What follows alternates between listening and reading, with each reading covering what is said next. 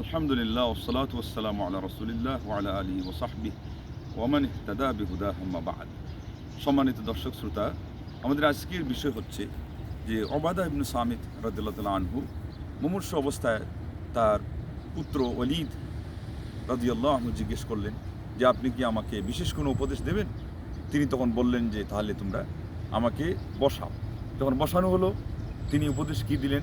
হে প্রিয় বৎস, তুমি যতক্ষণ পর্যন্ত এই কথার উপর বিশ্বাস স্থাপন না করবে যে যা তোমার ভাগ্যে জুটেছে সেটা তোমার ভাগ্যেই লেখা ছিল, আর যা তোমার হাতছাড়া হয়েছে সেটা মূলত ভাগ্যেই লেখা ছিল না। তারপরে তিনি বললেন যে আল্লাহ নবী সাল্লাল্লাহু আলাইহি ওয়াসাল্লামকে আমি বলতে শুনেছি যে আল্লাহ পাক সর্বপ্রথম যখন কলমকে সৃষ্টি করলেন, বললেন সে যেন লেখে। সে বলল যে কি লিখব? আল্লাহ বললেন এই মুহূর্ত থেকে কিয়ামত পর্যন্ত যা হবার তুমি সবই লিখো।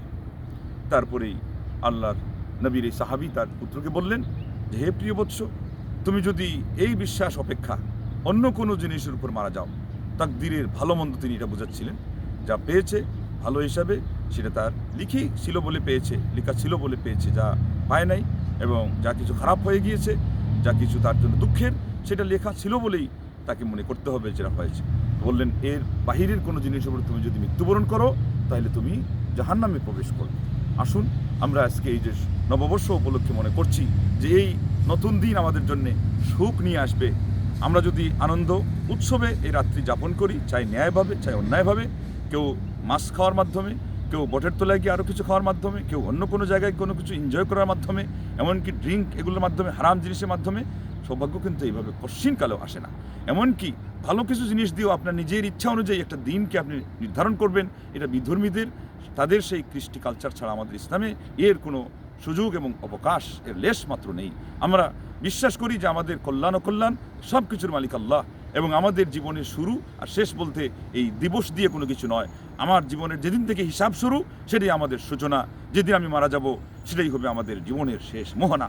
অতএব আসুন পুরা জীবনটাকে আমরা কাজে লাগাই।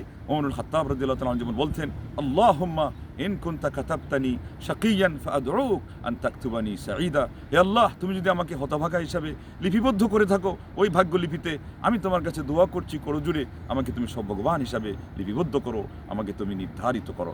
আমরাও আল্লাহর কাছে সেই দোয়া করি, সবার জন্য মঙ্গল কামনা করে শেষ করছি। আমিন। ওয়া আখিরু দাওয়ানা আনিল হামদুলিল্লাহি রাব্বিল আলামিন। আসসালামু আলাইকুম ওয়া রাহমাতুল্লাহি ওয়া বারাকাতুহু।